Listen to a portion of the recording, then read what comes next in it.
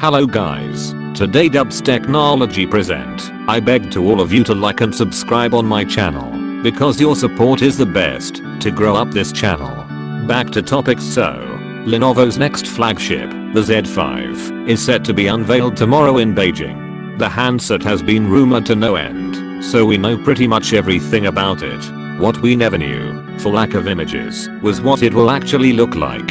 Well, according to the latest leak coming from China, that might change today. Let's begin with the image of the back of the phone, which is the one that's probably more legit. In the photo we can see that the handset comes with a glass body and sports 2 rear cameras, along with a fingerprint scanner, thus no under-display sensor on this one. If we move to the front, we are really surprised to find a notch at the top of the display. The Lenovo Z5 has been rumored to have a Xiaomi Mi Mix style design up until, so it wouldn't make sense for it to sport a notch. That's why you should really take this leak with a pinch of salt.